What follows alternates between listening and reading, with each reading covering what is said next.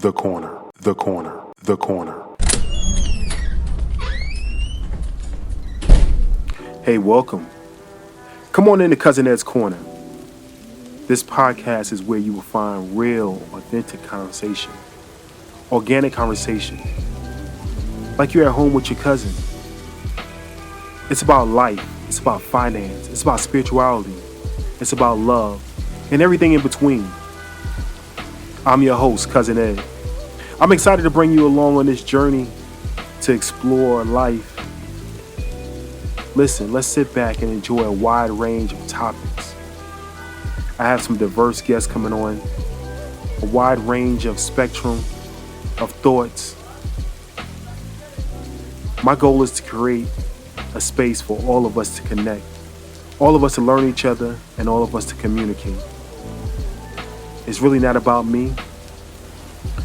It's about the community as a whole. Let's enjoy this. Let's sit back. Let's think about our past. Let's move into our future. It's about the corner, the corner, the corner. So no matter how you cut it or slice it, we're all here together. I'm just here to give you a piece of my heart, my mind, my soul, and my mentals. So sit back, relax, and enjoy another episode of Cousin Ed's Corner. The corner, the corner, the corner.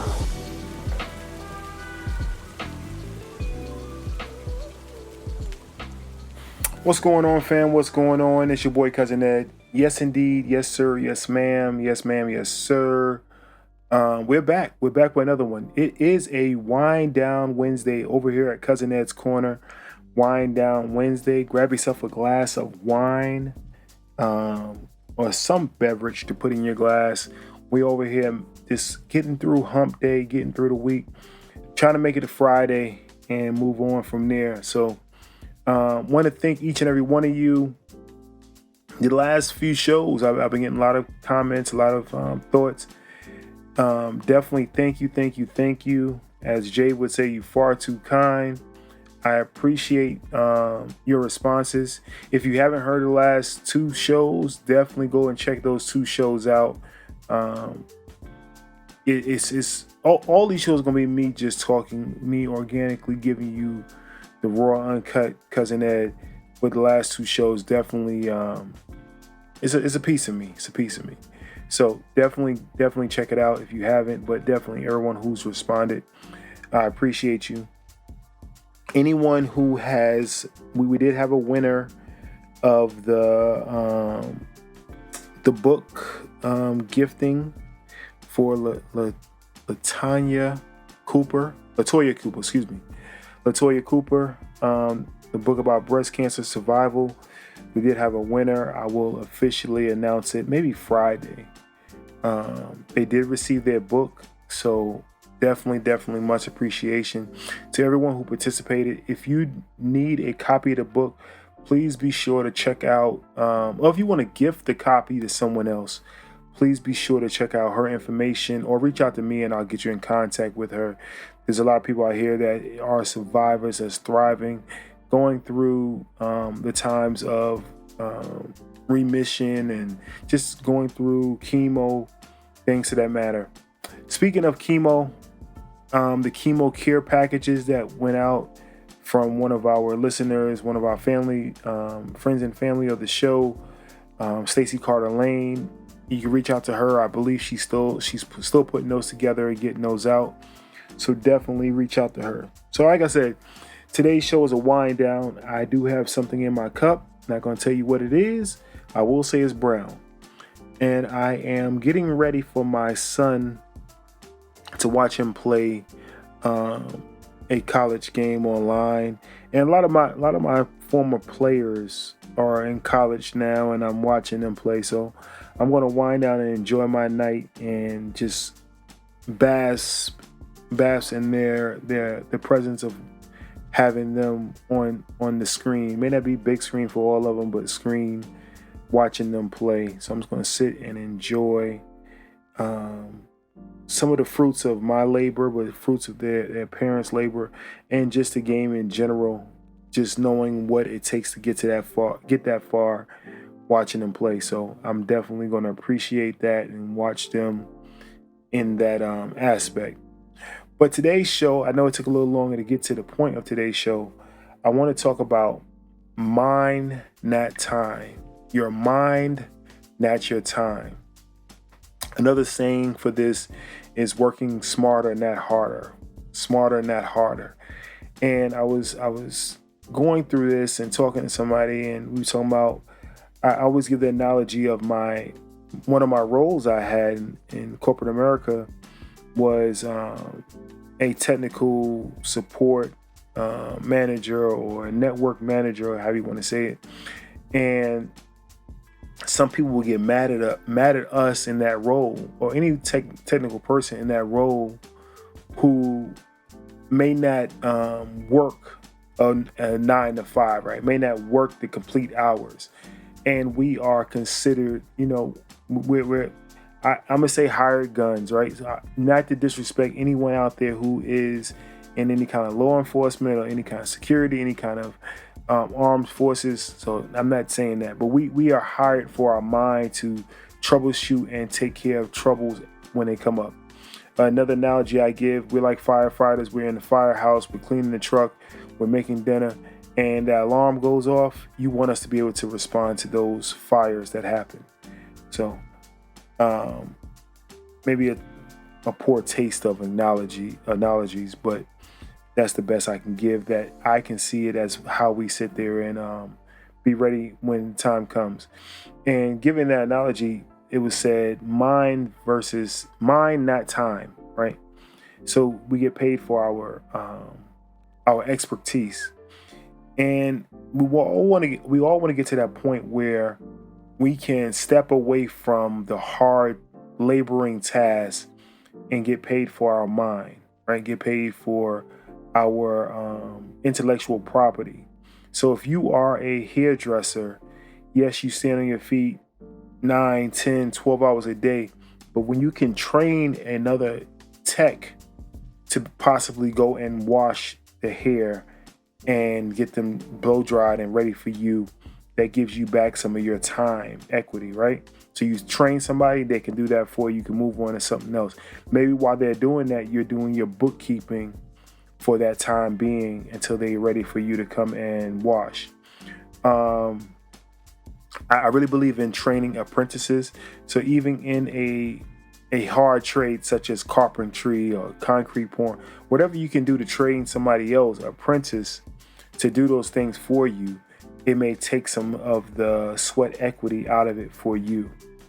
So using your mind versus your time, or changing your actual career to say, how can I use my mind? Now I may be a consultant on property management, or consulting on real estate, or engineer on building a building, building a bridge, whatever it is, how you're using your mind versus your time and your energy. We want to get to the point where we can retire and our mind makes more money than our time, right? So the time it took me to go to work, right? The time it took me to do the job, I'm sitting now and I'm able to do other things and I'm still getting paid. Mind versus time, right? We want to find ways and inclusion of adding new things to our mind that brings value to us, right? That we can get more time in our life to increase our capacity of learning, right? So maybe not mind, not time, but you want to increase your mind space of learning new things, right? It gives you the ability to possibly shift to something else. Mind, not time. And another thing I can say about that, don't use my time for foolishness, right? So knowing when your time is more valuable than the time.